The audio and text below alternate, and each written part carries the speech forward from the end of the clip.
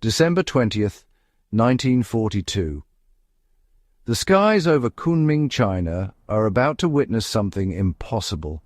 In just a few moments, one pilot in one P-40 Warhawk will face an enemy force so overwhelming that, honestly, survival seems laughable. Yet what happens next will defy every calculation, every tactical manual, every reasonable expectation of what a human being and a machine can endure. This isn't just a story about aerial combat. It's a story about the moment when courage becomes something more than bravery, when it becomes, well, defiance itself. The Pacific Theater in 1942 was a killing ground. Japanese forces dominated the skies with superior numbers, better-trained pilots, and aircraft designed for the kind of dogfighting that turned young men into statistics.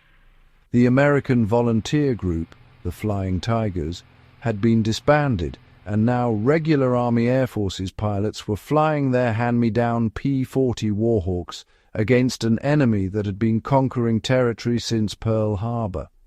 The P-40 wasn't a bad aircraft, but it wasn't great either. Heavy. Not particularly fast at altitude, it couldn't climb with a zero, couldn't turn with a zero, couldn't outrun a zero in level flight. What it could do was dive and, absorb punishment. And in the right hands, with the right tactics, it could kill. But on this particular morning, tactics weren't going to be enough. First Lieutenant Dallas Klinger of the 16th Fighter Squadron was flying a routine patrol over Kunming when, suddenly, the radio crackled with urgent warnings. Japanese bombers, inbound. Heavy escort. Klinger banked toward the threat, expecting to link up with other P-40s to use the diving attacks that gave them their only advantage. Instead, he found himself alone in the sky, staring at a formation that honestly made his blood freeze. 40 enemy aircraft, bombers in tight formation, surrounded by nimble Ki-43 Oscar fighters that outnumbered him so completely that engaging them wasn't tactics, it was suicide. Any reasonable pilot would have turned back, radioed for support, preserved his aircraft for a fight he could actually win. But Klinger saw those bombers heading toward Kunming, toward the airfield, toward American and Chinese personnel on the ground who, really, had no defense except him. One P-40, one pilot, 40 enemy aircraft. He pushed the throttle forward and dove into the formation. Against all odds, Klinger faced the enemy above the clouds, determined to hold his ground. With each heartbeat, he pushed his P-40 to the very edge, defying fear and fate alike. What happened next shouldn't have been possible. Klinger came screaming down from altitude, using the P-40's one advantage, speed in a dive, to slash through the bomber formation. His 6.50 caliber machine guns tore into a Japanese bomber, sending it spiraling earthward in flames.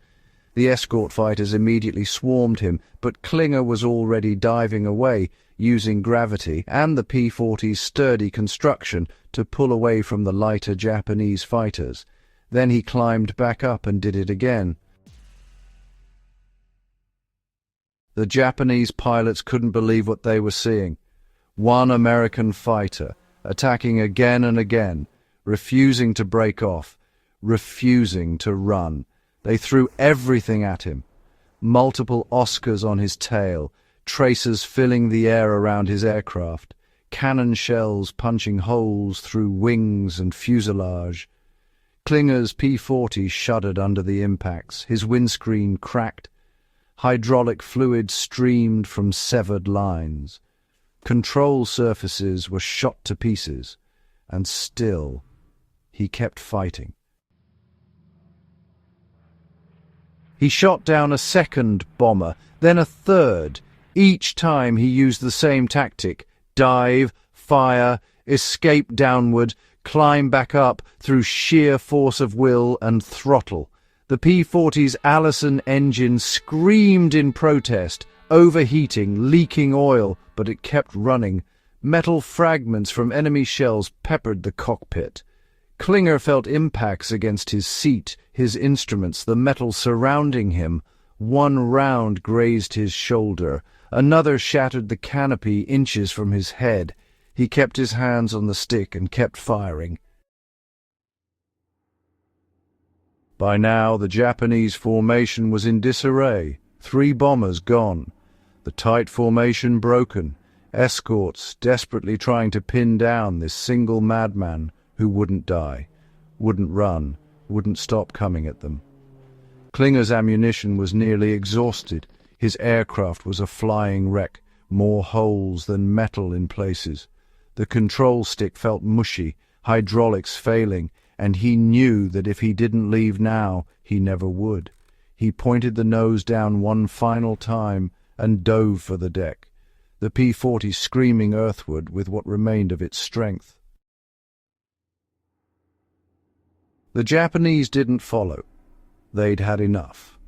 They turned back, their mission abandoned, 3 bombers destroyed, their formation shattered by 1 pilot, who had no business surviving the first 30 seconds of that fight, let alone the 15 minutes of sustained combat he'd just endured. It was honestly a flying wreck. The battered aircraft groaned with every movement, and the odds of making it home felt impossibly slim. Getting back to Kunming was its own miracle. The P-40 barely flew. Klinger fought the controls every single second, coaxing the dying aircraft through the sky on, well, just willpower and desperation. When he finally lined up for landing, ground crews watched in stunned silence as a P-40 that looked like it had flown through a metal shredder somehow touched down, rolled to a stop, and just sat there, smoking and leaking fluids onto the tarmac. They counted over 200 bullet and shell holes in the aircraft. 200. The engine should have seized. The hydraulics should have failed completely. The control surfaces should have torn off. By every measure of engineering and probability, that aircraft should have disintegrated mid-flight, and Klinger should have died in the sky over China. Instead, he climbed out of the cockpit, injured but alive, and looked at his P-40 like a man seeing a ghost. Word spread through the squadron, then the group, then the entire China-Burma-India theatre. 1 pilot, 1 P-40, 40 enemy aircraft, 3 confirmed kills. Mission denied. Survival against odds so long that nobody who hadn't seen the wrecked aircraft could quite believe it. The story became legend because it had to, because in the darkness of 1942, when the war seemed endless and victory uncertain, people needed to know that one person could make a difference. That courage wasn't just about winning, but about refusing to accept defeat even when defeat seemed guaranteed. The legacy of that day, wasn't just written in official reports or medals. It lived on in the memories of those who heard the story, inspiring hope and determination. It reminded everyone that sometimes extraordinary bravery comes from the most unexpected moments, and that real courage is about standing firm even when the odds are impossible. Klinger received the Distinguished Service Cross for that mission. The P-40 was repaired somehow and flew again. But the real legacy wasn't the medal or the patched-up aircraft. It was the proof that impossible doesn't mean what we think it means, that humans are capable of extraordinary things when everything is on the line, that a machine built of metal and rivets can become something more when it carries someone who refuses to quit. Dallas Klinger survived the war. He rarely spoke about that day, just like so many combat veterans who don't talk about their worst moments. But actually, other pilots spoke about it for him. They talked about it in ready rooms and briefings whenever someone faced odds that just seemed overwhelming. They'd say, "Remember Kunming. Remember the P-40 that wouldn't die." We tell stories like this not because war is glorious. It isn't. We tell them because they reveal something essential about the human spirit. When everything says quit, when logic says run, when survival means abandoning the mission, some people choose to stay. They fight impossible fights because someone has to, because, well, if they don't, who will? That P-40, riddled with holes, barely flying, kept going because its pilot wouldn't let it quit. And Dallas Klinger kept fighting because he knew that on the ground below, people were counting on him to buy them just a few more minutes. One aircraft, one pilot, one decision to defy all odds. And honestly, history changed because of it. If this story moved you, if you understand what it means to face the impossible and choose to fight anyway, subscribe to Through Time. Share this story with someone who needs to remember that courage isn't about being fearless. It's about being terrified and doing what needs to be done regardless. Because 80 years later, we still need heroes. We still need people who look at overwhelming odds and say, "Not today. Until next time, keep fighting the good fight."